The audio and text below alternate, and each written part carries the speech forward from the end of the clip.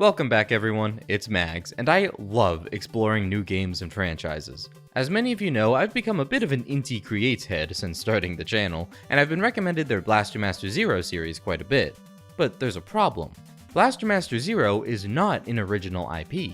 It's based on the original Blaster Master series developed by Sunsoft that started way back in 1988 with Blaster Master for the NES. And I can't just let that stand. You mean to tell me there's like 30 years of history riding on this trilogy? I gotta see what it's all about. So today, I want to explore Blaster Master's roots and see how it progressed over the years leading up to the beloved Inti Creates trilogy. And also because yes, I really just spent a month of my life playing almost exclusively old Blaster Master games and I think I'm going insane. Sunsoft's original Blaster Master series, which I am referring to as everything before Blaster Master Zero, consists of 6 games, with a lot of asterisks. And maybe a book thrown in there, with each development being so wildly varied that it makes me question what kind of hellfire was going on back at Sunsoft HQ. Even the first game for the NES, called Meta Fight in Japan, didn't do so hot originally, but managed to hit it big in the West when it was released here as Blaster Master, hence the immediate follow-ups consisting of a total reskin of another IP entirely, and a sequel that was quite literally only developed in the West.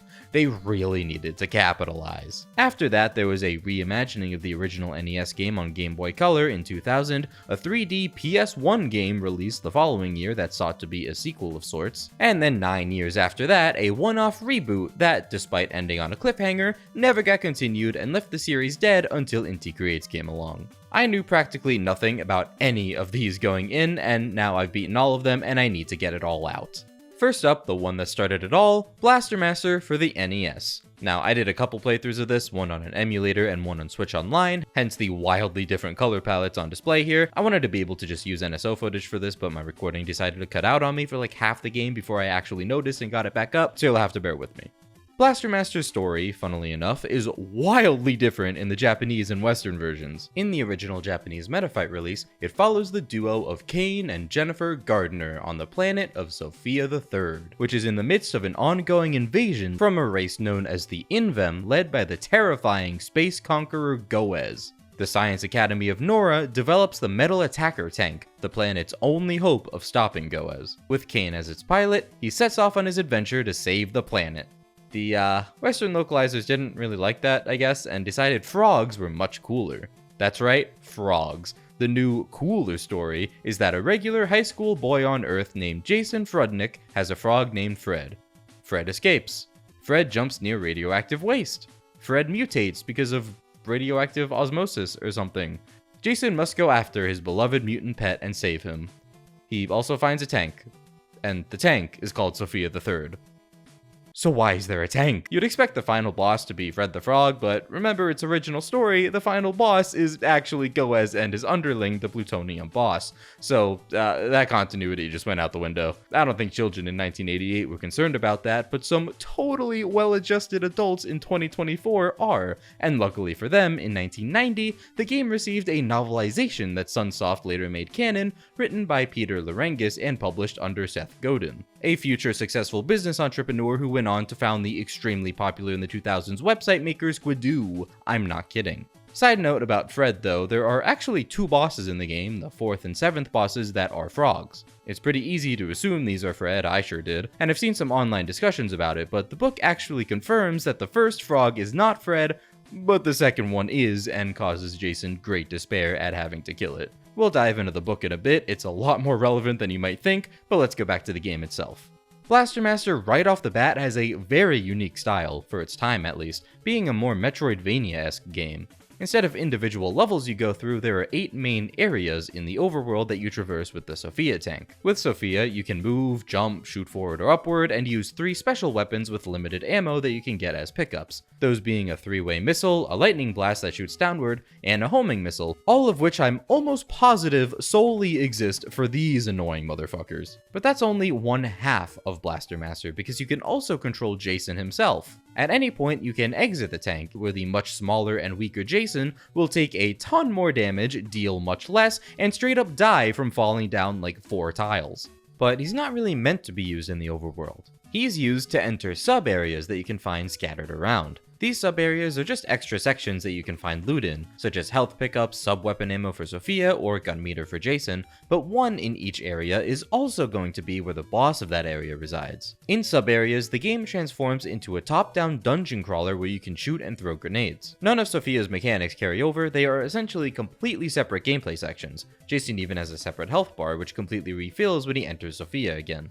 Jason's gun can only shoot a little ways in front of him, but he can upgrade his shots by getting gun power-ups. Each level of gun meter makes his shots stronger with some unique aspect added to them until it looks like he's having a really good run of grab champions. He loses meter when it gets hit though, and these pickups tend to be pretty rare, so it's very difficult to actually keep up. I'm a pretty big fan of this overall format. I wouldn't have thought these two styles would work so well together, but it's a good way to keep a more traditional dungeon crawling atmosphere with the sub-areas while also having a sprawling overworld to explore. Jason is a good break from Sophia, and after a difficult boss fight with Jason, I definitely appreciate some more Sophia exploring. Each boss gives you a new ability that you can use to access the next main area, which you'll have to find on your own. The Metroidvania/exploration aspect really comes into play not just by exploring each area and trying to find your way to the boss, but by finding your way to the next area. And don't think it's always going to be somewhere in the one you're currently in, because often the entrances to the next area will be in the previous areas. Like when you beat the boss of Area 3, you gain the ability to hover with Sophia, which is really more of a free-flying ability. And the entrance to Area 4 is all the way back in Area 1, over this huge wall you need to hover over. The game just dumps you back to the entrance of the sub-area the boss was in, so you need to go all the way back through Area 3, then through Area 2, then through Area 1, where you can finally enter Area 4. Although I'll admit there's almost always a shortcut you can take with your new abilities that make it a little bit quicker, but even still, it can really feel like a drag even when you know exactly where you're going and don't stray off the correct path. The world is pretty massive, and each area is a sprawling maze you essentially need to find your way through blind. It's not to say I don't like it, I found myself really appreciating the encouraged exploration, and it's pretty satisfying getting the lay of the land. The sub-area sections with Jason are also a much appreciated break from all that. I'm glad you fight all the bosses as him, because quite frankly, while I very much like the feel of Sophia, I cannot imagine trying to fight a boss with her.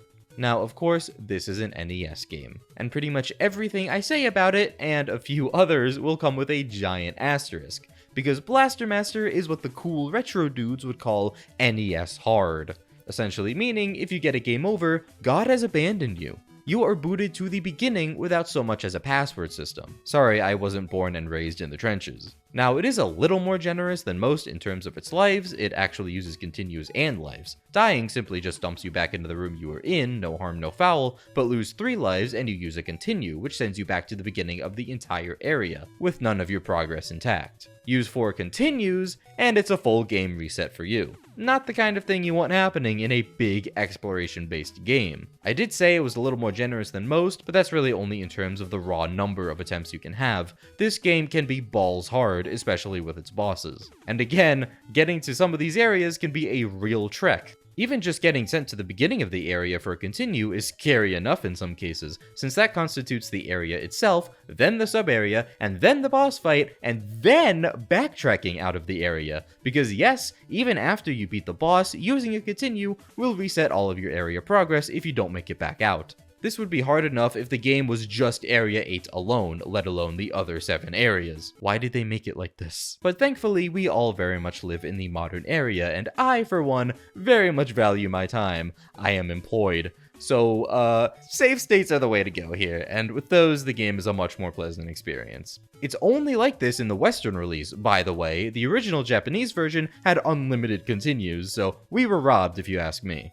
Most abilities gotten from bosses don't really shake up that much in terms of gameplay and just serve as a tool to get to the next area. Like the first ability just being an upgraded blaster, meaning you can now damage the enemy blocking area 2 that you couldn't damage before. But a few provide some great gameplay shakeups, like the aforementioned hover ability, the dive ability that lets you freely move in water, and the last 2, which let you climb up walls and ceilings respectively. These are game changers, and it's kind of a shame you only get them near the very end, because it makes exploring a lot more fun and interesting.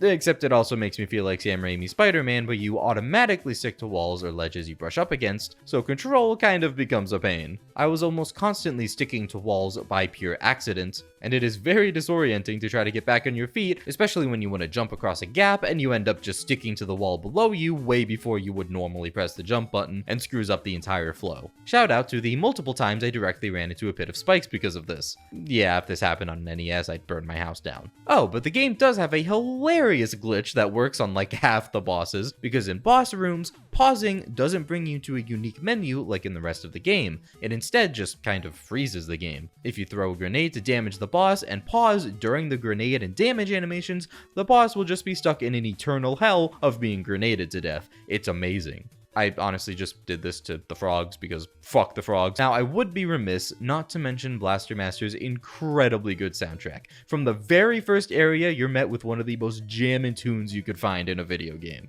And I'd say like 6 out of the 8 area themes are bangers. Yeah, there are a couple of slower, darker ones that I didn't really enjoy listening to for multiple hours on end, especially because the sub-areas don't have their own music or anything. You're quite literally listening to the same track the entire time from the beginning of an area all the way to the boss. But the soundtrack is definitely worth a listen. And of course, the game came with a manual as well, which helps a lot in finding new areas. It literally tells you that you need to get to Area 4 from Area 1 and so on, and even lets you know which abilities you're going to get from all the bosses, so you're not completely in the dark. In fact, far from it. They even provide you with maps of each area, although these are, only vaguely helpful. The rooms aren't really represented the way they are in the game, like this huge room actually being 2 separate rooms you can't go directly between. And showing the entrance to Area 7, which is in Area 2, looking totally isolated with seemingly no doors leading to it, despite the manual telling you that it's the entrance. Turns out, it is the entrance, and there is a more than accessible route that the normal manual just didn't map out for whatever reason. I am so sorry for anyone trying to study these back in 1988. All in all, it's an NES game. At the end of the day, I wasn't expecting it to be the most polished thing in the world, but it is very good for what it is, and I'd recommend it if you like Metroidvanias and are at all curious about where the series began. And just 2 years later, before it got another game, it got a book. Yes, Worlds of Power is a scholastic book series of video game adaptations written around the 1980s and 90s in the NES and SNES era, and published under one FX9, who identifies himself in the book as Seth Godin, although it was basically ghostwritten by A.L. Singer, yet another pen name belonging to Peter Larangis. Seth Godin, though, is a very interesting name to be attached to this, as Seth Godin Productions, his publishing company, was basically a startup, and then he went on to be a prolific business entrepreneur who in no way would you ever associate nerdy video games with. He's written a ton of business books and seems pretty big in the financial world, but you can kind of tell he's just a huge nerd at heart. I mean, he published this series back in his early days, so he's clearly passionate about it, but he also founded a company named after a fictional company featured in the 80s sci-fi movie The Adventures of Buckaroo Banzai Across the Eighth Dimension, which I just found really endearing. So you know what? Good on you, Seth Godin. Anyway, the book was entirely canonized by Sunsoft, and is in fact the basis of Blaster Master Blasting Again, the 5th game released in the West over 10 years after this book in 2001. We've got a long way to go before then, but the book is a retelling of the NES game, which I guess means that one isn't actually canon? In fact, the book bridges the gap between the Japanese space invasion story and the Western Fred the Frog story, making both coexist, at least as much as it feasibly can. And this is largely the canon that most of the rest of the series is based on. The Worlds of Power version opens up much the same way the Western NES game does. Jason, who apparently lives in New York, is sleeping not so peacefully when he's awoken by his pet frog Fred making very non-frog-like screeching noises. He seems desperate to get out of his cage, so Jason lets him out. He's then desperate to get out of the house, so Jason lets him out, upon which he beelines for the nearby swamp. The, radioactive nearby swamp. Before Jason's terrified eyes, Fred starts glowing and turns massive before sinking into a hole in the swamp. Determined to save him, Jason hops down where he sees the Sophia III tank and its pilot. This is brand new. Sophia III is piloted by a girl named Eve, who isn't human. After some rumbling and tumbling in the tunnels of the underground, Eve finally explains that she comes from a planet called Signorel. She used to be a successful studier of intergalactic species and happened to discover Earth during one of her expeditions. Excitedly, she called her commander to report about her discovery, but was perturbed by his frantic energy. He even begged her not to tell him where she was, but it was too late for that. Concerned, she traveled back to Signorel, where it lay in ruin, covered in radioactive waste with no sign of life. No sign of life except for the plutonium boss, who tells her that he had been feeding off of Signorel's plutonium output underground for millennia, waiting until it absorbed enough power to destroy it. And now that it knows where Earth is, thanks to Eve, it's about to become its next target. The plutonium boss is waiting at the end of the very cavern Eve and Jason are currently traveling down. Yeah, you may have noticed there's no sign of Goez, anywhere. They kind of just snap him out of existence and make the plutonium boss the big bad. To be fair, the plutonium boss sounds so much cooler. The pacing of the story is really weird because it goes into immense detail in the first area, which makes sense, it's all totally new to Jason, and kind of explains the rules of everything to the reader, but it's not until halfway through the book that Jason kills the first mutant boss, which they call the underboss. And then most of the other areas are kind of just sped through. I also noticed it described Area 7 as the icy area, which, it wasn't. That was Area 6 in NES, but mostly it stays very faithful to the NES game, in terms of areas and even some level layout, like going through water in the first area, and that first sub-area being at the very top of a long ladder. Jason freaks out at collecting power orbs when they appear from defeated enemies. The enemies they fight are of course ripped from the game and describe just how they look and act like in the game. It's kinda cool. Now, this was a children's book from 1990, so a lot of the dialogue is really corny. And I mean, really, really corny. And a lot of the attempted humor comes from Eve not knowing English perfectly, so she takes everything literally and doesn't get a lot of expressions quite right. A pretty outplayed shtick, but in their adventures together, they grow quite close, and Eve is not the only new character introduced. Eve mentions another human who tried to explore the underground but didn't make it.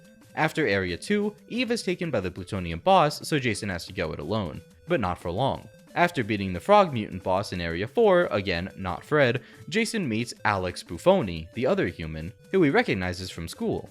Alex wasn't as brave as Jason. Just like him, he had met Eve and traversed through Area 1, but fled at the idea of having to go into sub-areas alone and ended up here.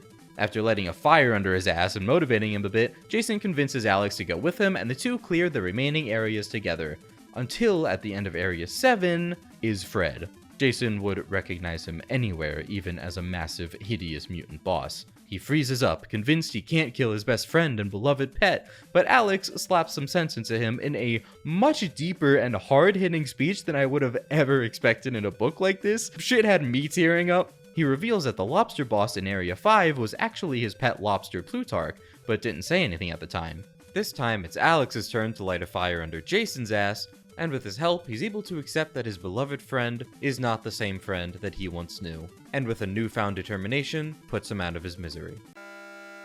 There is no actual Area 8, lucky bastards. They just get taken straight to the plutonium boss after that, who reveals he's been building a machine called the Cyclotron, which can instantly build up power from plutonium so he doesn't have to spend millennia charging. Guess what that means, bozos? The Earth will be destroyed upon the activation of the machine. But since he hasn't been able to test it yet, he wants some volunteers: Jason, Alex, and Eve. After a fierce battle that ends in them trapping the plutonium boss in his own machine and destroying them both, the underground starts collapsing and the trio make a hasty retreat in Sofia back to the surface, with the plutonium boss defeated for good. And on top of that, Plutarch and Fred are both safe and sound. Somehow. Eve theorizes that the plutonium boss just overlaid images of things that would deter them over the actual mutant bosses, but yada yada, plot bullshit. Everyone's happy in the end. Alex tells his parents who Eve really is, and they agree to let her stay with them and keep her secret. All is well. And thus is the state of Blaster Master. For over 10 years. What did they do in the meantime, you might ask? Why, in 1991, they just reskinned a Bomberman game and slapped Blaster Master onto it. Of course, what else? We're talking about Blaster Master Jr., or Blaster Master Boy, take your pick. This again was a Game Boy game released in 1991 and originally a sequel to a Bomberman spin-off called Bomber King, which also was not a Bomberman game in the West. It got changed to Robo Warrior, so the poor Bomber King duology, despite both being localized, just got all attachment to Bomberman wiped from existence.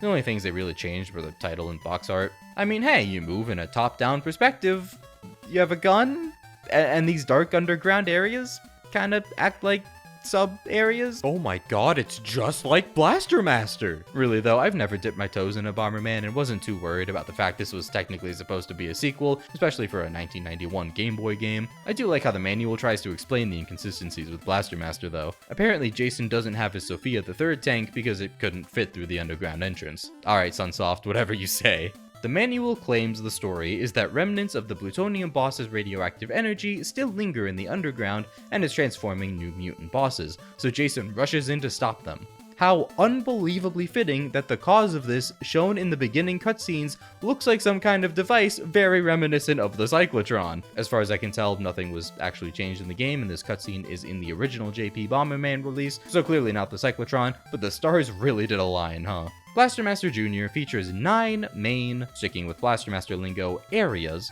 that feature a varying amount of stages before the inevitable boss of each area. Surprise, surprise, it's a lot more linear, almost like it was never even Blaster Master. But just like Blaster Master, you can shoot a short ways in front of you, and just like Bomberman, your main form of attack are various types of bombs that you plant. You have unlimited of your standard bombs, and there are 3 special, more powerful types that are limited that you can pick up across the stages. There's one that just has more range than your standard bomb, a bomb that has a ton of range in just one specified direction, and an almighty bomb that has a ton of range in all directions. These never actually ended up being very useful though, surprisingly. There were only a select couple of instances where I found a lot of use out of the special ones, namely for a couple of bosses. And I actually found the almighty bomb to be pretty dangerous since you can also be damaged by your own bombs. Each non-boss stage requires you to find a hidden key which opens up the path to the next stage at the top of the map. There are some limited use pickups you can use to traverse stage hazards as well. Rafts for getting across water since Jason normally can't swim more than 3 tiles, metal shoes to safely get over spikes, and lanterns to see in the dark. Why basic survivability things are limited pickups I do not know. Especially for lanterns. Yes, this one is much less for survivability, but much more for your sanity. Because strewn around the stages, you'll find these staircases leading to sub-areas that house a lot of pickups, except they're completely dark so you need to use your lanterns to see. They light up the area around you for a short time, but if you run out, you can't see anything. Not too big of a deal since these sub-areas are optional, it just means you need to keep a close eye on your supply or you'll miss out on the goodies. Until you get to Area 4 and hit a main stage of pure darkness. And then another one later, and quite a few near the end of the game. So if you don't have a lot of lanterns, you're actually just so screwed. Like, what do you do? Like, what do you actually do? I had to keep intentionally getting game overs on one stage because I only had 3 lanterns to map out the entire place, and your items don't reset upon death, only upon game overs. Although game overs only send you back to the beginning of the stage in this game. Like, the same stage. Much more forgiving than the Western release of Blaster Master NES. That's really the only big issue I have with this game though, in all honesty. The stages can be a little repetitive, they all have the same goal of finding the key and just involve you bombing a bunch of obstacles to traverse the stage and pick up items. They're not much of a challenge and can kinda get monotonous. But the game is very short and overall is a fun little time. I really found myself enjoying the Bomberman format, and the bosses were very cool. Like this boss that comes from the ground and will cover the entire screen if you don't do enough damage to the head in enough time, at which point it'll reset and embark on a new path. It's pretty frantic trying to predict where it's gonna go, but each path is predetermined, so once you know where each one goes, you can plan for it. And this one that's just get good at tight circles or die. It caps off with a very difficult but very fun final boss against a giant version of yourself. Which of course makes no sense in this version of the story, but you also fight a ton of clones or something in Area 8, so this was clearly a pretty big story element, which got completely lost in the Blaster Master rebranding. Honestly, with how much I liked this gameplay style, maybe I should go play some Bomberman sometime. Or more Evil Factory. And with that, we move on to the actual sequel to Blaster Master. At least that's what the title would have you believe. Blaster Master 2 for the Sega Genesis, released in 1993, was a game that was only released in the West, capitalizing off of its success here. Apparently, Sunsoft Japan, who of course actually made the original NES game, hardly even knew this game was being made, and thus isn't considered canon by many people, but it is our first explicit introduction to the Lightning Beings, the race of creatures that the plutonium boss belonged to and was actually the leader of.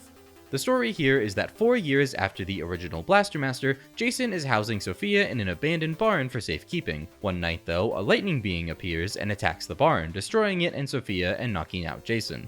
When he came to, all of Sophia's upgrades had been stolen by the beings, and they're using them in their center of the Earth lair to try to throw the planet off its axis to destroy it. Just an average Tuesday in New York. So Jason rebuilds Sophia over the next 29 days into the new Sophia the Fourth, and goes after them. As you can expect, Blaster Master 2 features much the same format as the original NES game. 8 main areas to navigate, bosses that give you abilities to help you progress to the next area, and some different gameplay styles aside from Sophia's side-scrolling exploration. Notice I'm being vague there because said different gameplay styles do not actually include Jason's classic top-down sections, but it adds quite a bit. You have much more freedom in which directions you can fire in, up, down, diagonally while crouching. Each area features not just one, but 2 bosses now, which are still almost all required to progress. There are more abilities and sub-weapons, and between each main area there are even special overhead sections where you pilot Sophia with classic tank controls. On top of all that, it actually fixes my big problem with the NES game in that here you can actually blow through areas pretty quickly when you know where you're going. All the areas are pretty close to each other and you never really have to backtrack given that all the areas this time around are in fact one after another.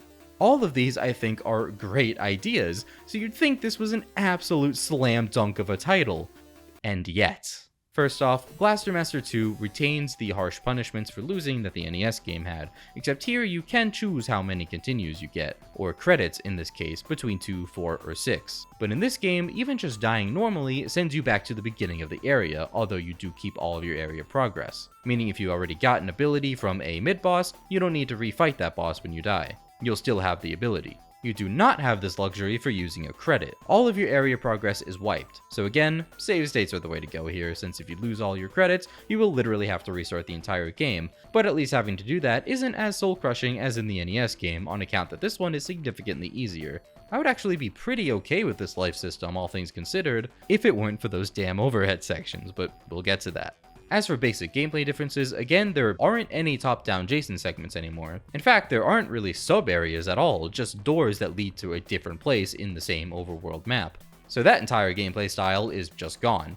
But they do make an effort in having Jason be much more useful outside of Sophia in the overworld, and you use both him and Sophia quite a lot. There are a few different sub-weapons that Sophia and Jason both share this time around, which again serve to make Jason a little more interesting and useful as the game progresses. The 3-way missiles and homing shot make a return, but there's also an omnidirectional lightning blast, and most usefully, a shield that just protects you from all damage for a short time. At first, only Sophia can use these, but defeating certain bosses allows Jason to use them as well. In addition to these, the hover ability is back, again, gotten by bosses for both Sophia and Jason, and holy shit is this thing broken, I love it. There's also this drill Sophia gets from one of the bosses, but it's only ever required like twice ever for these metal blocks, and any other type of block you can just shoot away, so this is kinda useless. But the basic feel of the controls I kind of have an issue with. Sophia the tank can not only shoot forwards and upwards, but diagonally as well, except in the NES game you have to hold the up arrow to shoot up. In 2, it's more of a toggle where Sophia will stay in any given position until you manually move her back down, which can be a pain to do on the fly, and really serve to make her feel clunky. But Jason himself is even weirder. He can shoot in 8 directions, but only if he's in a special frozen position, I'll call it. This is a position Jason is in if he's shooting but not actually moving. In this position, pressing the directional arrow buttons will not move Jason but aim his gun. This is the only way to shoot in any direction that isn't straight ahead. However, if you shoot while already running, you will just run and shoot. And if you want to crouch and shoot, you need to consciously make sure you're not shooting, then hit the down button, and then shoot again, because if you press down while shooting, you'll just shoot down instead. They clearly attempted to give Jason a lot more versatility, which is nice, but both him and Sophia end up feeling pretty awkward to maneuver with these control schemes. Also with Sophia, you bounce way off of walls every time you hit them at all, which is unbelievably annoying. When it comes to the areas themselves, I wildly appreciate that each next main objective is so close to each other, and again, really no backtracking. At first, this game seemed to strike a great balance between that and still having plenty of other level to explore and goodies to find, either because you want to see what's around or you just don't know where to go yet. But as you get further into the game, these areas get more and more linear with less and less to actually explore, and it definitely loses the charm that the NES game had in that regard. If they had just kept that balance, I think I would have respected it a lot. Extra bosses, while unnecessary, might have been nice, if these boss designs weren't the most boring fights ever created by mankind. The bosses in this game generally have just one simple pattern that gets faster the more damage they take. Like, I'm sorry, the first few areas are expected to have simpler bosses like a larva and a bee, sure, why not? But when you get to area 5 and the first boss is just a fish whose entire pattern is that it swims back and forth repeatedly, okay. And then you get to the second boss And it's another fish that does the exact same thing. How am I supposed to not question what wrong choices I made in my life to end up here? And then the next 2 areas reuse the bosses from areas 1 and 2 just straight up.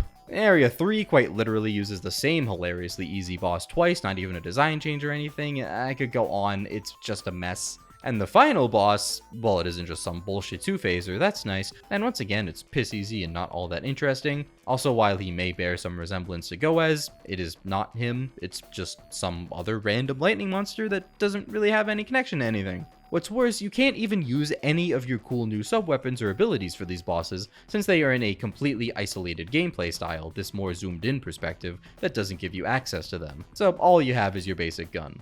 New overhead tank sections, please save us, this idea is so damn cool. Yeah, no, they forgot to make these sections, like, actually fun. The tank controls are pretty clunky, and I swear they did not balance them with the actual obstacles whatsoever, because it is a pain in the ass to actually fight anything, much less not get hit while doing it. I found that the most effective strategy most of the time is genuinely just to book it and hope for the best.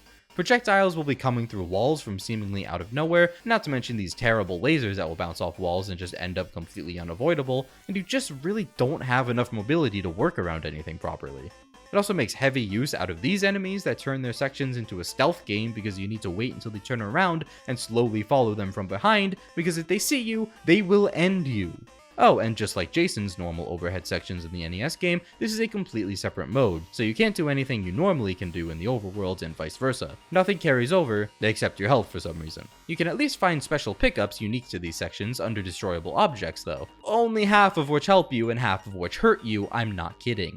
There's one that severely limits the number of bullets you can shoot on screen at a time, or another which slows you down. And these sections are way too fast paced with way too much shit to dodge to worry about which pickup is in front of you. You just have to get it and hope for the best. I wanted to like Blaster Master 2 so badly because I really do think it had great ideas, but it just didn't happen. All of said ideas were executed as poorly as humanly possible, to be honest, and left a very sour taste in my mouth. At least the next game is a reimagining of the original, so I'm sure that'll be great. Blaster Master Enemy Below, released on the Game Boy Color in the year 2000, and someone tell me why they thought anything about this was a good idea. First off, I saw references to a manual for this game in some guides and online posts, but was not able to actually find it anywhere. Trust me, looking up the manual was the first thing I tried to do before even opening the game, but I just found nothing. I was actually convinced there wasn't one at first, so I don't know how much information it gives the player, but I will tell you this right now. Even with a full guide, this game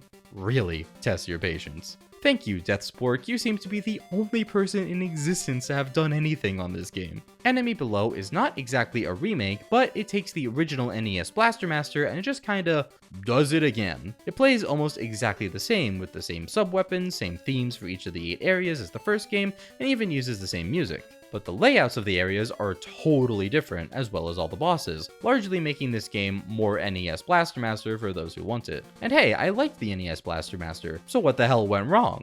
Before I get into my grievances though, it does bring some twists of its own to the formula.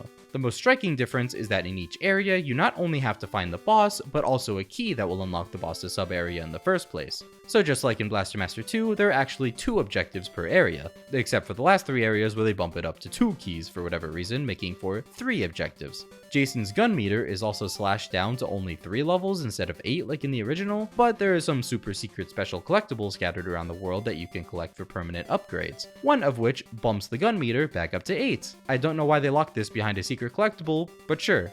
The other collectibles, by the way, are the launcher, which lets you throw grenades a little farther as Jason, the shotgun, which, just gives Jason a shotgun, the hybrid armor, which upgrades Sophia's health from 8 points to 10, and the crusher, which makes Sophia's shots stronger. About half the abilities you obtain from the bosses are the same as the original, and these are the big gameplay changing ones, like hover from area 3, dive in area 5, and the wall and ceiling climbing from area 6 and 7. But the others are a little different.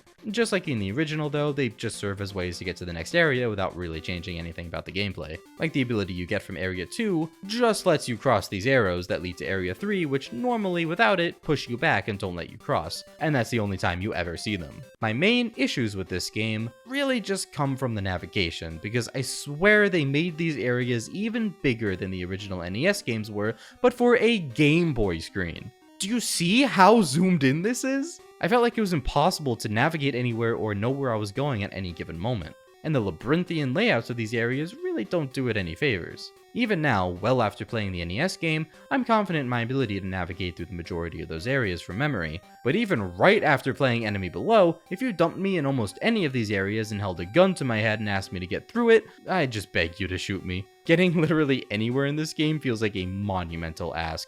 Not to mention there are multiple straight up mazes in the game, particularly in areas 4 and 7, where you seem to just end up in the same room over and over again, but they're actually oh so very slightly different, and you have to just stumble your way around and hope you're going in the right doors and piece together how the hell these room mazes work. And the kicker is that they even changed the order of some of the areas from the original game to make you visit these mazes again. In the NES game, the entrance to Area 7 was in Area 2, but in this game, they put it in Area 4 for some godforsaken reason. Meaning you have to find your way through and out of this giant maze all twice over, and be greeted immediately afterwards by Area 7's joyous maze. But you know what, I'll give this game some credit. I was going to do some more complaining about these block mazes because there are multiple of these in the game, and they have you very carefully navigating upwards through a sea of breakable blocks in the overworld with Jason, who can only shoot straight forward. So it's pretty easy to screw something up for yourself and make it impossible to progress. And Jason is still extremely fragile when it comes to fall damage. These work your brain quite a bit, and I actually think they're pretty neat. If they weren't in a game that already had me tearing my hair out, I think I would have appreciated them a lot more in the moment. It's a pretty cool way to utilize Jason's limitations in a puzzle-like fashion, and I wouldn't mind seeing some more things like it in future Blaster Master games. And once again, save states are your best friend, because while the game isn't necessarily that difficult and there are no full game resets, you do get sent back incredibly far upon every single death. I'm serious, there are no lives or continues or game overs. Every death does the exact same thing, which is either send you to the very beginning of the area or the one designated midpoint of the area. But even this midpoint is astonishingly far away from the boss of the area. You must go from this midpoint to the sub-area, make it through the sub-area, and beat the boss all in one fell swoop. If you die on the boss, back to the midpoint, and time to do it all again. Yes, save states are your friend indeed. But this can also be hilariously abused because you keep your progress, meaning if you need to backtrack, which you do a lot, you can quite literally just keep dying to instantly go back to previous areas. If you end up at a midpoint instead, just go one door back and die again, and the game will be like, oh, you haven't crossed the checkpoint yet, back to the very beginning of the area, and boom, immediately back to the entrance. How very dubious of you. Enemy Below seems to have gotten a lot of praise when it was released, but the map design made it feel like a huge slog to me. If they pulled it back a bit and made these areas smaller and a little less complicated, not to mention the death punishment, it could have been great fun, because it really does play just like the original and still with pretty visuals. But I found it nearly impossible to get a lay of the land really anywhere with the super zoomed in screen. I also think the full gun meter being locked behind a super secret collectible is kind of asinine, but the others are fine. It's cool to have secrets like that, and you could reasonably get through the game without the others if you don't find them. I mean, imagine being a kid in 2000 with your Game Boy Color exploring in this game, and you just happen to find a fucking shotgun. That's amazing. But thankfully, just 1 year later, we got a brand new, fresh Blaster Master game in every way imaginable. See, while the Game Boy Color got this relatively faithful reimagining of the original NES title, the PlayStation 1 received a full-blown sequel in the form of a third-person shooter by the name of Blaster Master Blasting Again. Just look at this. It is so unapologetically 2000s. The rough 3D, the bad voice acting, the edgy, cool kid vibe it's got going on. This is so different than anything we've seen so far in Blaster Master. But one thing I will say is that Blasting Again absolutely rules. And this is considered the first real continuation of Blaster Master since the NES title 13 years before, except still kind of not, because of the book. And I hope you like the book, because it never stops being relevant from this point forward. Sunsoft took the groundwork laid by Peter Larangis in his Worlds of Power novelization and made Blasting Again a continuation of that version of the story. And last we saw of Jason and Co. in that version of the story, they lived happily ever after upon defeating the plutonium boss. And then Blasting Again just comes in and is like, what if they didn't though? Like, maybe Jason's just dead. I'm not kidding. The lightning beings as a whole are an ever-present threat even after the defeat of the commander, the plutonium boss. and Jason and Eve continue to fight hard against them until Jason perishes in one fateful mission. And then Eve also dies because they said so. But it's okay because they actually married and had children and then trained their children so they can be their little soldiers and fight the lightning beings. What is happening? All in the far future of 2019. 18 years after the events of Worlds of Power, which does mean that took place in 2001, and also their daughter Elfie in this game is 18 years old, despite Jason having been in high school. Don't think about it too hard. Jason and Eve are both dead and succeeded by their two children, Roddy and Elfie. Roddy pilots Sophia, now the Model J7, nice play on words there, while Elfie acts as navigator and support. What do you mean, what about Alex? Who's that? All over the world, geological disasters are plaguing the planet like never before, and of course, this can only be the work of the lightning beings, and thus, Roddy and Elfie set out to stop them. Now in 3D! That's right, it's the PS1 era, baby! We got a fully 3D Blaster Master, complete with FMVs, actual dialogue, and, that sure is some voice acting alright. I will destroy you! But despite how different this entry looks and quite frankly feels, everything you would expect from a Blaster Master game is present here, and dare I say it is the best it's ever been. You know the drill. 8 main areas to navigate, complete the sub-area dungeon, fight the boss. Kind of. There are some slight but very cool differences here. First off, they give you a map! 5 games in, and this is the first one with an actual in-game map. One that you can check and follow and actually tell where you're going. Hallelujah! And unlike previous entries, the areas aren't actually connected to each other at all.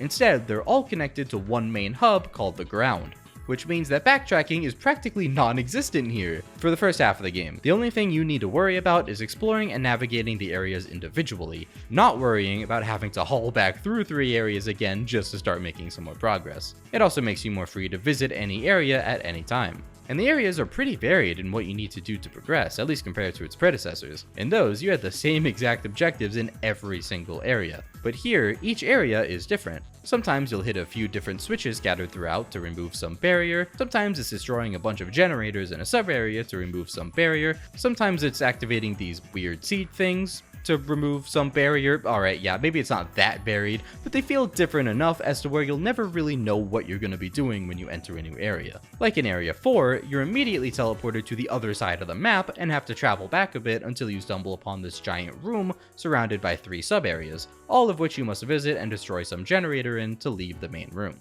Now, I say 8 areas, there are really only 4, and once you've cleared them, you'll go back and revisit all of them with your abilities, hence areas 5 through 8. You're mostly given a good amount of direction as to which to visit when, and it's not very difficult to find the previously inaccessible part of the area you need to be in, so it's an acceptable amount of backtracking. As for the actual gameplay, they translated the Blaster Master feel and formula beautifully into 3D. The controls feel good to explore and navigate with, and everything feels familiar to those who know Blaster Master and yet fresh in this new environment. Sophia has pretty standard controls, being basic turning, jumping, and shooting, and the camera automatically follows her so you're always facing forward. Your basic gun is a rapid fire straight ahead, and other than that, you can also strafe. Oh my god, the strafe makes the combat so much fun, you can even do it in the air. Dodging and maneuvering around basic enemies though can feel pretty awkward sometimes, especially when they come in large clusters, and I wouldn't blame anyone for calling it janky, but that never bothered me in the slightest, to be honest. At first, you start with one sub-weapon, the red one, which just fires a large powerful explosive, but after the first boss, you receive 3 more, the blue, green, and yellow ones, which all definitely have names, but they're never really displayed, and switching between them changes Sophia's color scheme and her entire design and model, which is so unbelievably cool. How am I not just going to associate them with their aesthetic? Blue is a homing missile, which is a little bit awkward in that you have to hold the button down and wait for it to lock onto things, except if those things get too close, then it disables the lock on, so this turns out to be a little more useless than it should be. Green is supposed to be some kind of shield, but again, I never got much use out of it. I could never tell if it was actually doing any protecting, and there are just electric orbs floating around you. But yellow! Yellow sends out a stream of electricity directly in front of you and proceeds to return anything that may have the misfortune of standing there to their base particles. This thing is broken beyond belief. As you'd expect by now, each of these has limited ammo, which you can refill via drops from enemies, and you'll find these special blue orbs hidden around that permanently increase the max ammo of your sub-weapon of choosing. Sophia's skill set will increase even more with each boss you defeat, since just like the previous games, defeating a boss gives you a new ability. Except for Area 3's boss for some reason. You have this climb ability, which is laughably useless because you only use it in designated areas, of which there are like 2 of, so no running on walls or ceilings here, unfortunately. It's also painfully slow. But you do also have submarine and hover, because of course you do, and I love how hover completely changes the dynamic of gameplay here. You don't need to constantly be refilling, your meter will just refill on its own in this game, so you can kind of just start flying around everywhere as soon as you get it, and it's very fun. Unique to this game is a boost ability you get where you can pick up speed and make much longer jumps, which is pretty underutilized but very fun to do. When it comes to Jason, Roddy, his gameplay never really changes. Like always, he can just shoot and use his secondary weapon, the trusty grenades. Just kidding, it's Hellfire. Like actually just Hellfire. I don't know how else you would describe this, but it's awesome. Just like in the previous games, Roddy has a gun meter that goes up to 6, not 8, with very noticeably more powerful shots the higher the meter. At first he rapid fires, but a higher meter has him firing more powerful shots at a slower rate, until max meter just kinda turns his gun into a flamethrower. I love this game! You do still lose meter upon taking damage, but it's not as sensitive as it used to be. When you have max meter it is, making that flamethrower feel very special, but anything below that and it takes losing a fair amount of health to actually lose another bar, which makes it much easier to maintain. And 5 gun meter is still plenty to melt bosses. Actually, it's practically required, since having a lower meter means doing a pitiful amount of damage, like unreasonably low damage to bosses, whereas a higher gun meter absolutely annihilates them. There might be a slight imbalance here.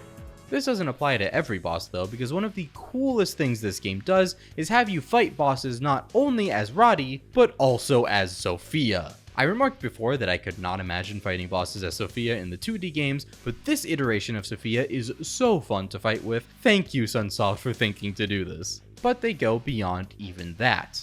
Easily one of the top highlights of this game for me is the Area 7 boss, which is the first boss you encounter after getting the hover ability. So the game just says, fuck it, you can fly now, here's a Star Fox style rail shooter fight. This is the best game ever created. They also do this interesting thing where every boss is made up of different parts that all have their own health bar. Like different limbs or mechanical parts or armor pieces. Even the very first boss, as small as it is, has like 15,000 health bars and you have no idea what's going on, but shoot it enough and it'll still just die. Not all of them have this many though, and in some bosses it can be beneficial to strategize which parts to prioritize destroying to give yourself an easier time.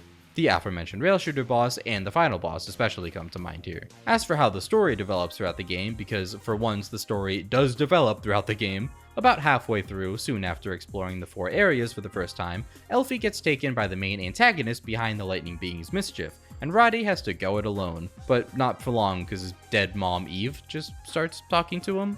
Like actually, she's mostly just there to provide exposition and otherwise guides Roddy along the rest of his journey before saying her final farewell and disappearing into the afterlife. She explains that the one behind all of this is a man named Kaiser, a survivor from her very own planet of Signorel and a previous pilot of Sophia. But after getting a taste of the power Sophia is capable of, he got addicted and quickly became corrupt. Combine that with the power of the plutonium boss, don't ask me how he got that, I don't know, and you get a twisted man indeed. One capable of becoming the new commander of the Lightning Beings in the plutonium boss's place, which is precisely what he did. Until a 15-year-old with a tank wipes his ass out. Props for not being 2 phases.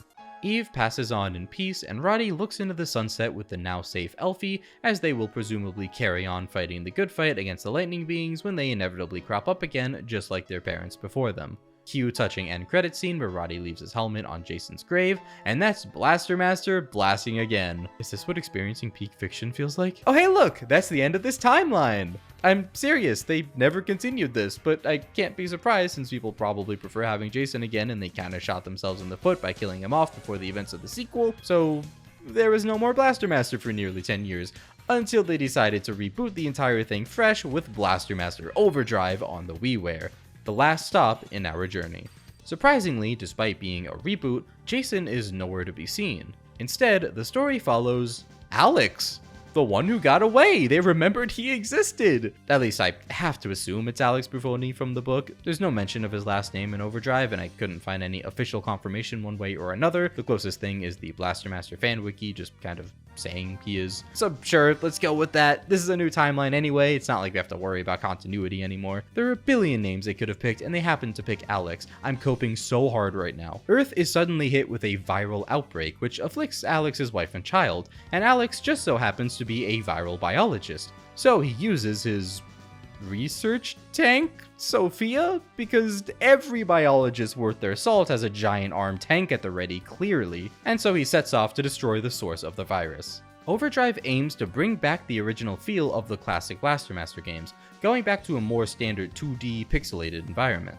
But make no mistake, Overdrive is by no means just a rehash. It has quite a few things going for it in regards to keeping things fresh. For one, it leans harder into the Metroidvania feel, and instead of exploring each area individually, all of them are just smaller sections of one huge interconnecting map that you can view all at once. Yes, this game also has a map, and thank God for it. It's like any map you would actually expect from a modern Metroidvania. It outlines where room transitions are so you know which rooms lead to other rooms, and marks sub-areas on the map, even distinguishing between those with save points green and those without, yellow. This is a core part of what the originals were missing for me. Sure, navigating blind has its own charm, and I think the NES game at the very least pulled that off well, but this is a whole new level of satisfying. You know, actually seeing where you're going, and slowly filling out the whole map as you check out still unexplored depths. And the game certainly rewards you for the exploration. You'll see that your health and energy gauges for Sophia, and even that of Alex, are pretty big, but the max amount of each are actually capped.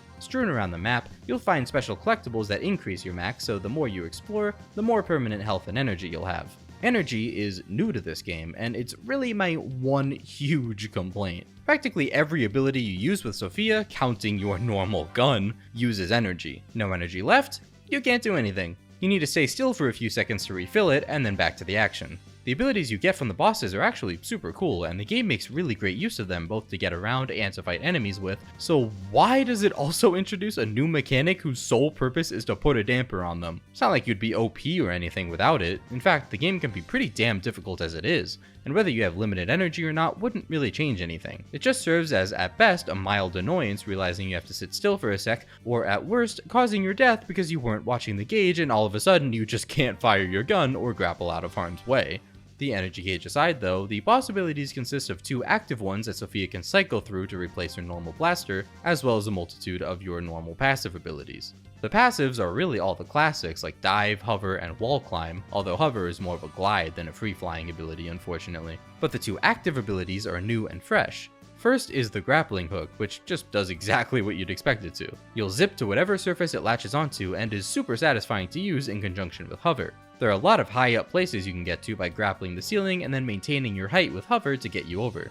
The other active ability is the drill, which is a hell of a lot cooler here than it was in Blaster Master 2. Not only is it the only thing that can break blocks, which you'll find in spades in this game, but it can also be used as a very convenient way to plow through enemies. The game makes fantastic use out of all of these abilities, providing some satisfying new aspect to either movement or combat, or more often both. And of course, every one of these abilities just makes more and more rooms accessible. The only rather lackluster one is the final ability you get from the Area 7 boss, seeing that it just makes your grapple range longer, something you never really needed and that doesn't provide much benefit other than being able to grapple up this one singular room leading to Area 8. Alex, on the other hand, never really receives any upgrades, but at the same time, it never feels like he needs any. This game probably has my favorite sub-area gameplay out of the entire classic series, and the weapons are largely why. Like Sophia, he has 3 of them. His normal gun, which shoots straight in front of him, a weaker homing projectile, and a powerful missile that fires over obstacles. And each of these weapons has their own version of the gun meter, or in this game, just a gun level. You will very sparingly find power upgrades which raise the level of whatever weapon you're holding by 1 for a max of 5, and will lower when you get hit. Each weapon changes in their own way as they level up, until at max level they become astronomically broken. The normal blaster becomes a constant stream of death and destruction. The homing shot likewise gets a constant fire rate but targets absolutely everything. And the missile just gets a bigger area of effect, but it definitely has its uses. Get hit once though and you lose these max level effects, which the game practically demands you have given its difficulty. These boss fights and even sub-areas really do not screw around, throwing you into constant bullet hells and feeling very tense since you want to save those weapon levels for the boss. And you can't save whenever you want. You need to save at designated spots, which can be found very few and far between in the later half of the game. In other words, you better be good at bullet hells. It creates a very interesting meta of using a useful weapon and then very quickly switching when you think you're about to get hit so you don't lose the level on that weapon. Carefully navigating sub-areas and getting good enough to dodge everything very consistently was some of the most satisfying gameplay I got out of the entire series. Oh, Alex also has a bomb that he can carry one of at a time that's basically just a screen wipe. I don't know, I always just save these for the bosses. Now, there is a glaring elephant in the room for anyone who knows this game, and that is the game's controls. The game's only control scheme is on a sideways Wiimote, and there were a lot of complaints, mostly about the fact that the A button, you know, the one that's not really in any kind of convenient place for any of your fingers, is used to switch weapons, which you will have to do on the fly quite a lot. And the B button, the awkward trigger on the back, is what you need to hold down to strafe. Quite bluntly, of course I didn't use a Wiimote, are you insane? Although I totally would if I had the means, so I can't really comment on this. Upon defeating the final boss, who is very bullshit in that last phase, what is going on, the virus is eradicated, because that's totally how it works. Alex's wife and kids are safe, you get this adorable CG, and everyone lives happily ever... Hey, wait a minute! The battle has just begun? Well anyway, all threads are totally tied up and there was nothing weird there at all. I hope you enjoyed Blaster Master Overdrive, this timeline will not be continued. Oh, if you are still listening to me yap about Blaster Master, first off, why? Second off, thank you.